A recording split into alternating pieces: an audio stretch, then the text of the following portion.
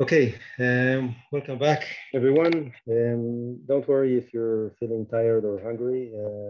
At 12:30, we'll have a half an hour break. So if you do order something, that's the time to do it.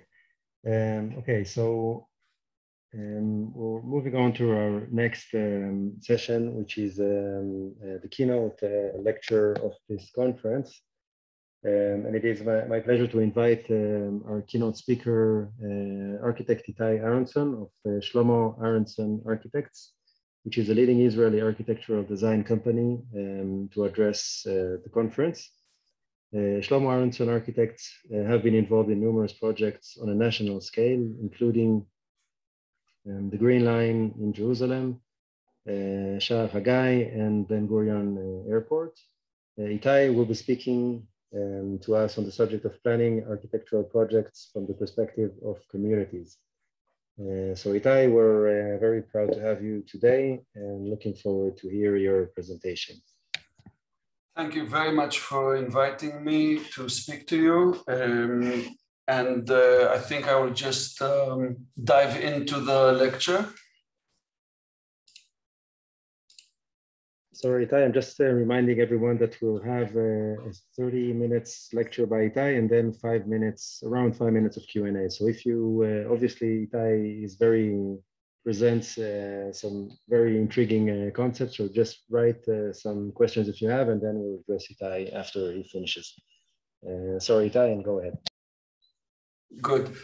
So very briefly about ourselves, we are an office that's been around for over 50 years. My father started the business, and in the last 15 years, I guess, my wife and myself are running it. We are an interdisciplinary office. This is a bit of part of our staff, in that we work on all kinds of projects and on all disciplines and on all scales, which means that we do master plans, national level master plans to detailed master plans that we will talk about today. We do a lot of infrastructure projects, again, what we're going to talk about today, but we also do big landscape projects. We do buildings and architecture, and so on and so forth. The best projects in our point of view, the ones that we enjoy the most, are the projects where we do everything from the top to the bottom, from the master plan to the detailed design to the actual execution. And we're fortunate enough that we actually have quite a few opportunities to be the lead designer on projects from the very early stages to the end. I chose to talk to you today about the expansion of the LRT system in Jerusalem, what we call the Green Line, as an example on how our design is involved with the community and how we work on such a large-scale urban project. The future network of Jerusalem for trains is this multicolored spaghetti that you see on the wall. Existing today is basically only the red line from here to here, more or less. And everything else is coming now in the future. We're actually today deep in what is called the JNet phase, which means that we are extending the red line north, doing the entire green line here, and we're doing a few sections of the blue line and the light green line. What I marked in red is basically the phase that we are at now, and then everything that is marked here in red is under construction as we speak. And the next phase that will come, actually will even overlap this phase, is the blue line that you see here. When all of this is done, in about 8 years, we will finish all of this. You will have a rather comprehensive network of trains in Jerusalem, and then the purple line will come later, and the yellow line, and so on and so forth. Now, it's very important to understand what the project is. This is on the face of it an infrastructure project, but it is entirely not an infrastructure project. And one of our biggest battles in the design process was to explain to everyone that this is absolutely not an infrastructure project, but a social project. And the text here in Hebrew on the right is from the opening remarks of the instructions that we gave in the statutory plan. And basically what we are saying here is that the purpose of a LRT system is to make smaller social gaps in society and to improve the environment from the environmental point of view. That is basically what we are trying to do. So we're doing it through tracks and trains, but the goal is this.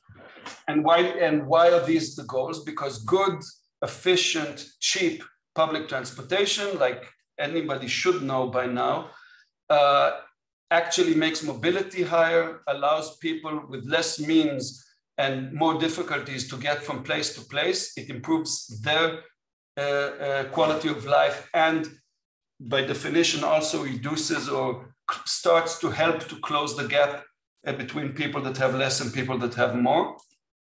And obviously, and also this, I'm sure I'm not giving you any news, it also improves the environment significantly. If we manage to reduce the amount of cars on the road, we manage to move people electrically and not with gasoline, and we manage to free space in the urban fabric from asphalt to places that are for people, we improved the quality of life in the city.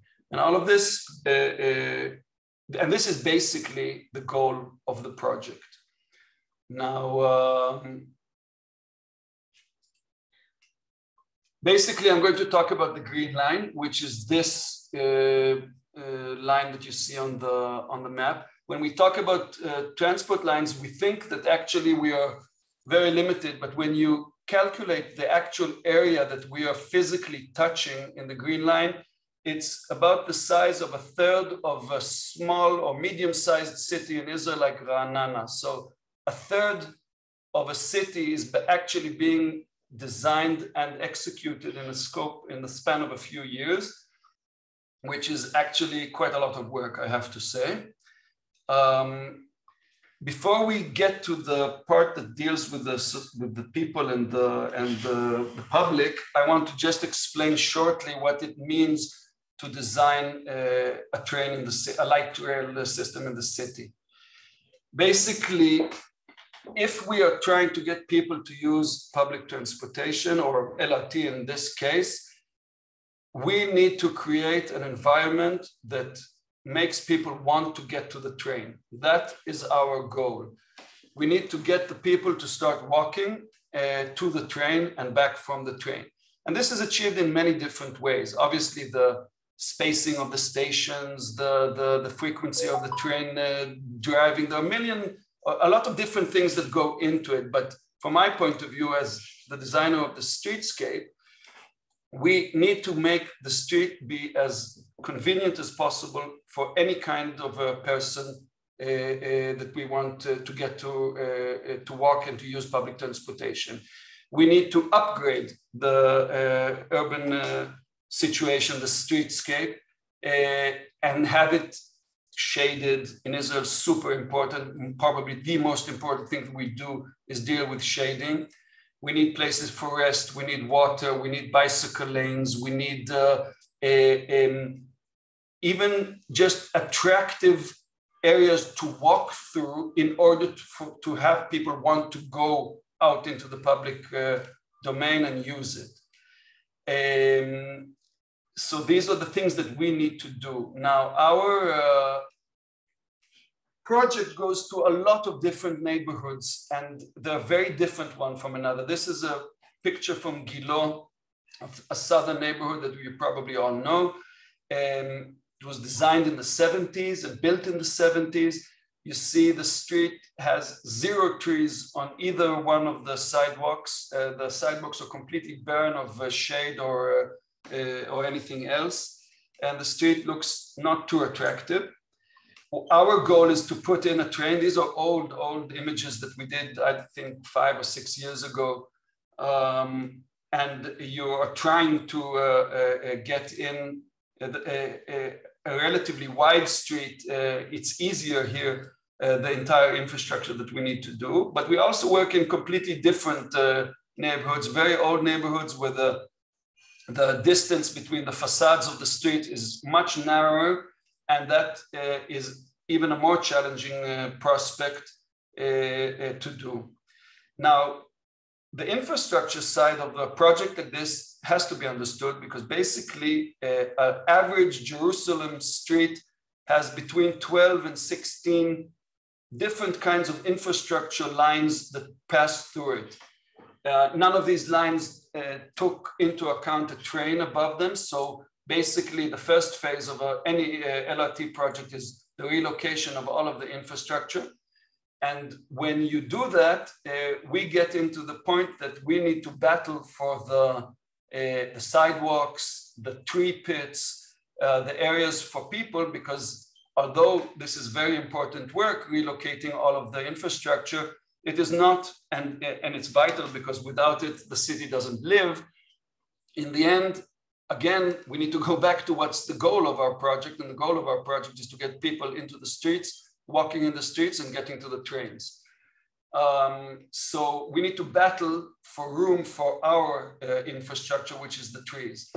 Now, I'm hoping that I'm not giving you any new news, but it took a long time for us to explain and convince the different municipalities and entities we work with that the old way of planting a tree in Israel was to dig a hole that is 1 meter by 1 meter by 1 meter, plonk the tree into it, and hope for the best.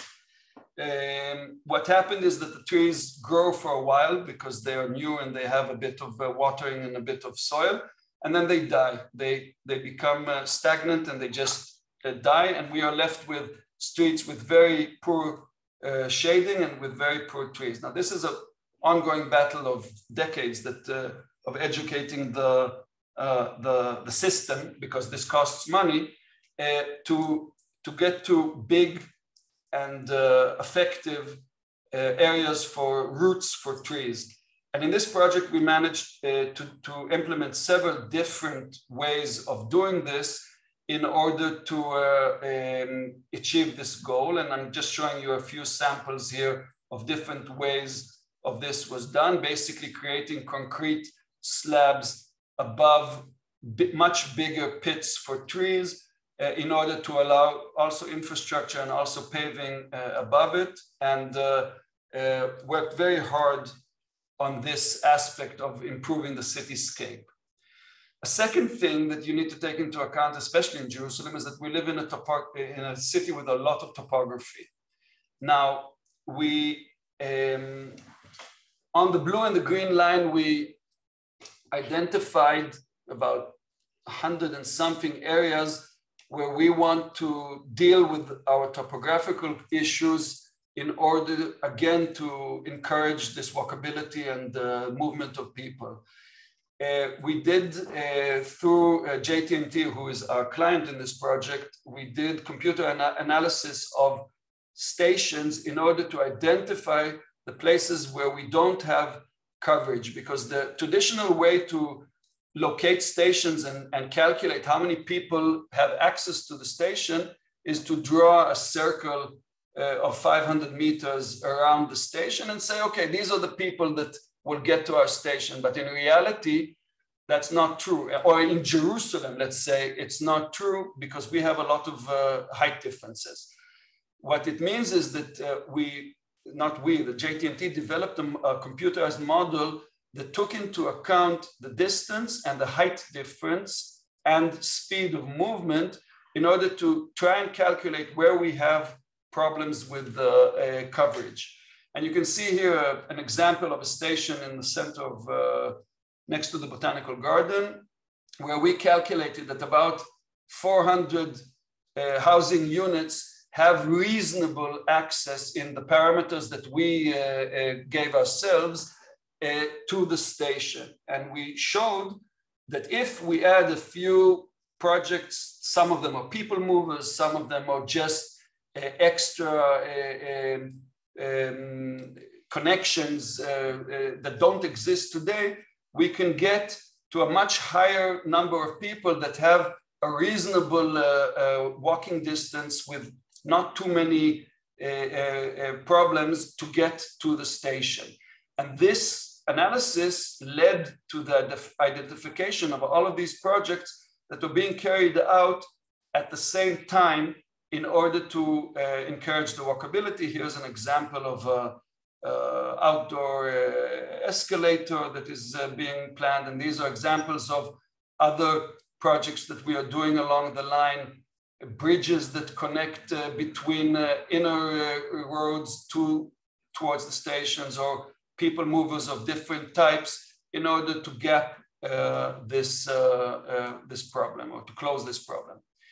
Another thing that I talked about shortly before was that you also want to upgrade the environment. You want people to want to walk in the city. You want to create urban happenings or situations, new situations. Now, this is not easy because the client doesn't have unlimited budget, and every one of these projects is actually a small battle in itself. But I have to say that the client in the end does understand these things, and we did have not all of the things that we wanted happening, but we did manage to get some of the things that we asked for. This is an example from Bet Safafa, a more southerly neighborhood, where we proposed to create a new piazza on the side next to the train station, still under construction. This is not finished. There's no furniture yet, and everything is messy, but we managed to get this. In another place in the extension towards Malcha, the train goes on a bridge and then goes underground. And this is on an existing, very old, dilapidated, small public park. So we managed to convince them to do the train completely underground in a big section and build a new park on top to replace the old park and to actually create a much bigger environment. And this is how it looks today. So you actually see the train passing above, and then you can't see it, but it dips in under. And we got a new urban space that has bicycle paths in it and is connected in the end to the stations on both sides. And so on and so forth. This is next to the arena. The trees here are still very small, but eventually they will grow.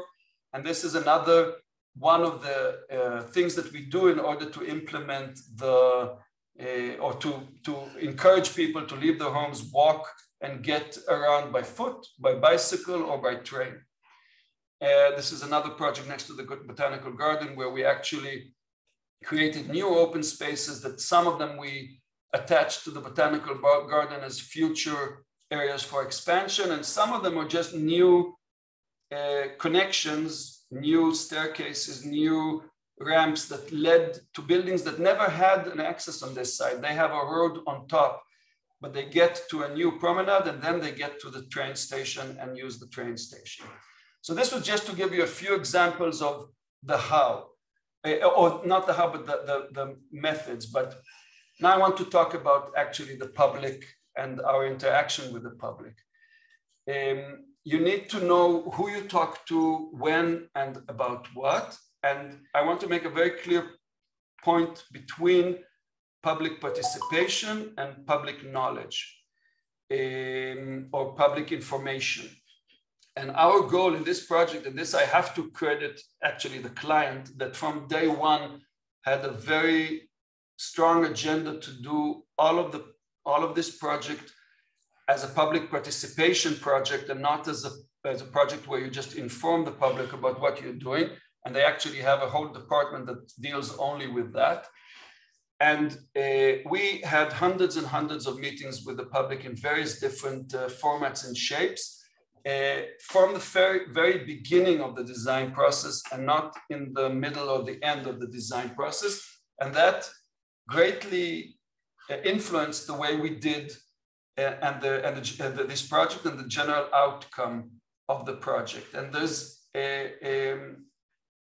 it's a slightly confusing maybe or a difficult slide, but it's an important slide that basically explains how you actually get a project like this from idea to execution from the point of view of what are the interactions and relationships that you have as a designer with different entities. So you can see here basically that our client, JTMT, the yellow blobs show the intensity of our interaction with that specific entity.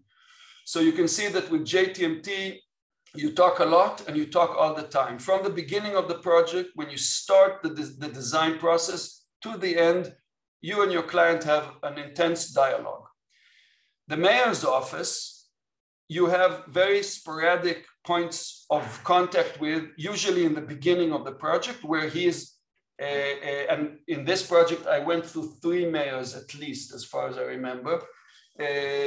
You have interactions in the beginning of the process, usually when you are talking about policies and the general principles. The Ministry of Transport, who basically is the boss of our client, has a level of interaction with you. The Ministry of Finance was paying for all of this also. The municipality is already, when we are talking with the different departments in the city about what we are doing, and they're again one of our main counterpoints. District committee, of course, in the beginning of the district, and the local committees in the beginning of the process, because that's when we are approving our plans. And then the public. The public, actually, we interact with them in 2 different distinct phases. In the beginning, very heavily in the design process. And then when we execute the project in the end, there is a different phase done by different people in a different way. And I will show you that in a second. So basically you can see here kind of a conceptual layout of all of the interactions and all of the work you have to do with the different publics, because the public is not only the person that you're building the train under his doorstep, it's also all of the other regulatory entities that you work with. Now we, obviously in Jerusalem, we have local, don't know how to translate to English, minhalim kilatim. It's localized neighborhood, it's above neighborhood level entities that are mediators between the city and the public. Let's call it like that. It's local representatives.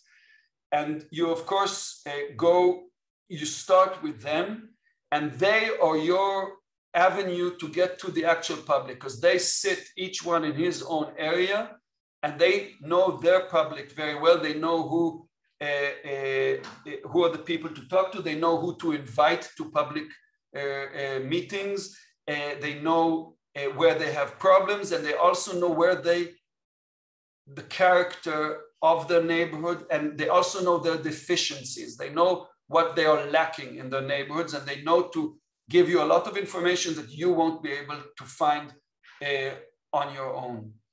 Then you, of course, have a lot of entities on the line that you need to talk to: schools, universities, institutions of different types, and so on and so forth.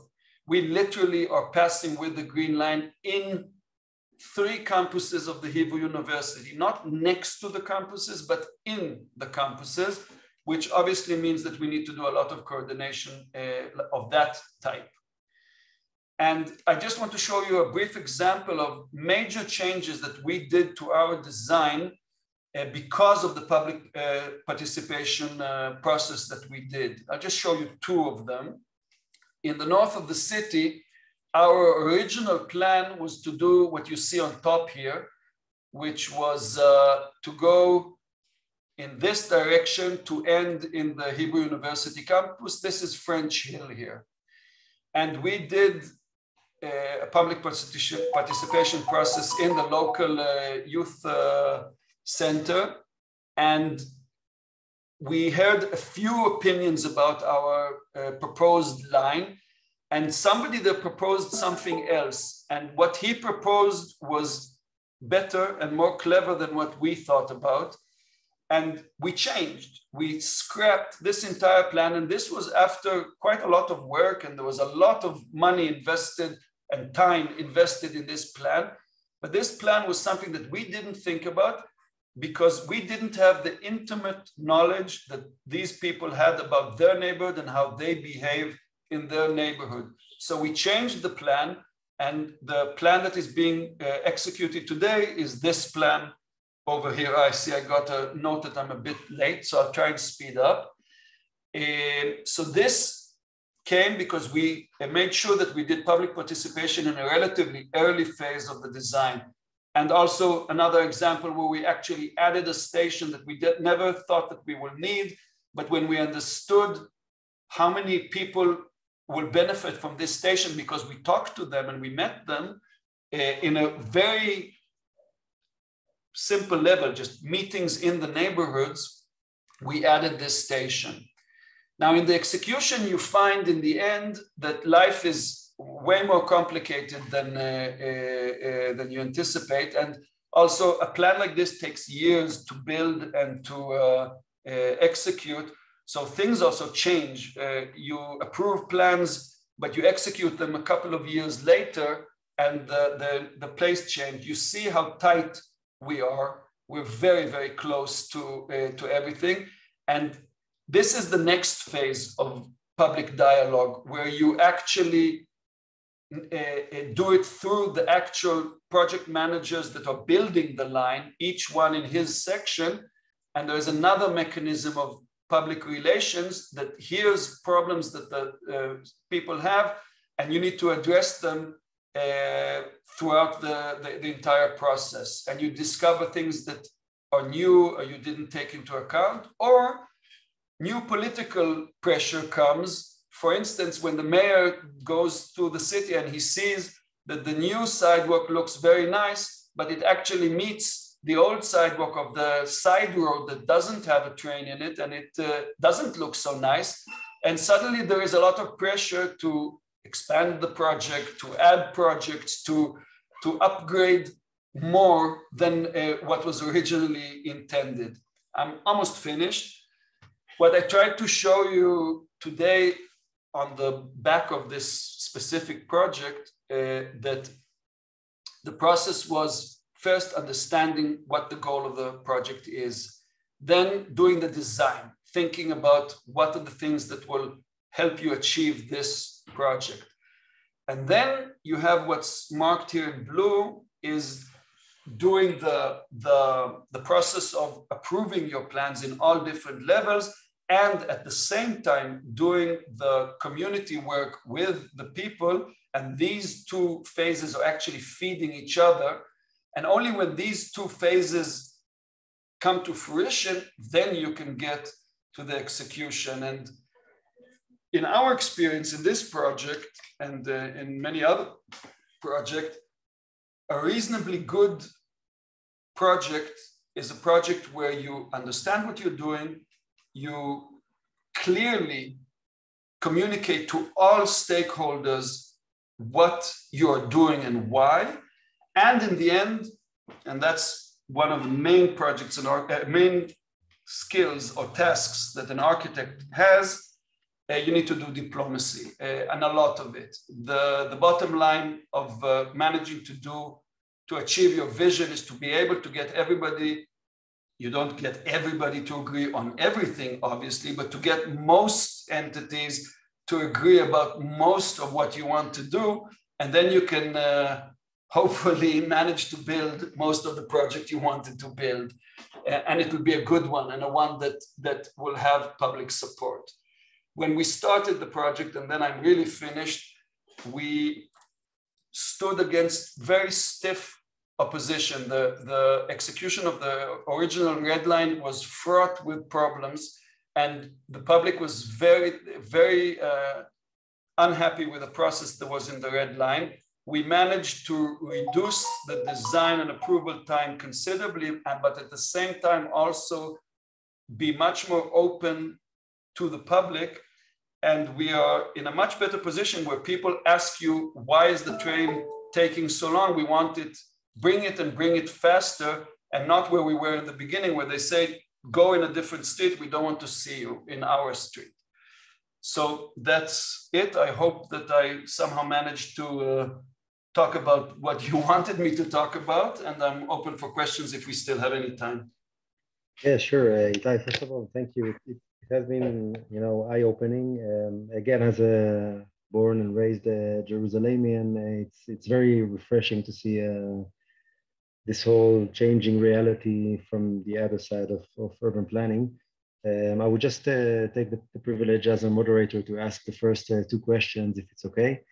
Because you mentioned actually two very important issues, and I think it would be very insightful for the students to hear more about them. First of all, in the slide you showed about the communication with the various users. There was a very heavy part on here, exactly. So the last row, there is a lot of communication with the residents, but can you just tell us why is it so late in the project? I mean, it's like the second half. No, this is not, I may have not been clear enough. Oh, yeah. We are doing public, oops, I mean, not the wrong color. We do public participation from the beginning. This is ongoing. This piece is the actual discussion with the people that you're digging 1 meter away from the window. This is that part. That you do. It's done by two different entities. This is the execution is done by Moria, which is a city entity that builds. So this is done with their public relation department, and this section is done by JTMT with their public relation. This is more design and policy, and this is execution. Okay, so that's clear enough. And so I'm just going to skip to the second one, which is a bit juicier, I think, because actually you mentioned two principles that are very fashionable now in urban design: the walkable city or walkability, and happy city. And indeed, I think, I mean, for me, it's not surprising, but I guess for some people it sounds a bit surprising that as an urban designer that designs infrastructure for a light train, you deal with how to make people walk more. And I think it's very interesting. So if you can elaborate a bit on that approach, because from a strategic point of view, I think it's very innovative as a strategy. The bottom line, again, this is nothing that we invented, or this is nothing new. This is ideas that designers are trying to implement everywhere around the world, I'm hoping. And the bottom line of the whole thing is that we know that sitting in cars is bad. It's bad from 1,000 different points of view. You're disconnected from the environment, you're polluting the environment, you're taking space from the environment. It's bad on so many levels. Good, fast, cheap public transportation is what we need to hope for. We know, for instance, that in countries with a lot of good public transportation, I'm giving you a rough number, but it's about 60-40, the use of private vehicles compared to public transportation. Let's say Denmark or countries like that. But the 60 is still private cars. 40 is public transportation. In Jerusalem, we were 80-20. So we're trying to get the 20 closer to 40. That's our goal. And if we manage to get to 40, which is where Denmark, let's say, or Germany or places like this are today, they are, of course, trying to move ahead, we will be in a better place. Thank you. And just one last issue on my side. Can you perhaps tell us of one particular neighborhood or community that was challenging, interesting? Because as everyone knows, yeah.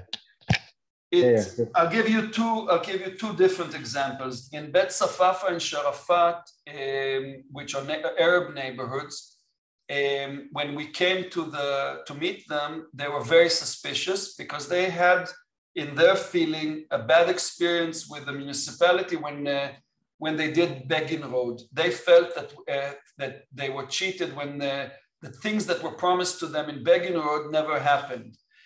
And so we had to overcome this obstacle and convince them that we are generally going to do what we say we're going to do. And we went out of our way to give them quite a few connections, and we stuck, and I'm hoping that now they had a better experience with a big infrastructure project in their neighborhood. On the other hand, in the north of the city, in Bar Ilan area, only this last few days, we're having literal riots of ultra-religious people destroying the equipment because it's obviously a small faction of the, and I'll give you an interesting story. There is a small fraction of ultra-Orthodox Jews that don't want the train anywhere near them because they don't want to be in a situation where they, God forbid, will see somebody who's not ultra-religious like them. Unfortunately, this is the ghetto mentality that we need to deal with. Now, when I did public participation in these neighborhoods, you get very fiery people come on stage and say, we don't want you, don't come here, we don't need you, and so on and so forth. But when the meeting finishes, most of the public come to you when you leave and tell you, don't listen to them, we will use the train, we want you, please come, it's all a show. Now, so you know, these are different types of neighborhoods with different types of problems and ideas, and we need to deal with all of the different things. For instance, and I'll give you a third example, the Hebrew University, ivory tower of knowledge and wisdom, originally told us that they don't want the train in the campuses, they don't see what benefit it has for them, and could we please not go through the campuses? It took some time to convince them that they're obviously wrong, and it would be in their great advantage that the train will go through the campuses and connect the three campuses. I'm talking about Mount Scopus, Givat Ram, and Hadassah and Karen. To connect them by train would be a huge benefit for them. And luckily and happily, they saw this, and now they're just asking why you're not coming faster. So, you know, the NIMBY attitude is common to anyone. It doesn't matter from where you come. Everybody has his own ideas. People like how things are. They don't necessarily want change. And it takes time to convince everybody that it's good. Yeah, for sure. Thank you for these examples. Again, they're very eye-opening. So we still have time for one or two questions from the audience if anyone wants to ask Itai.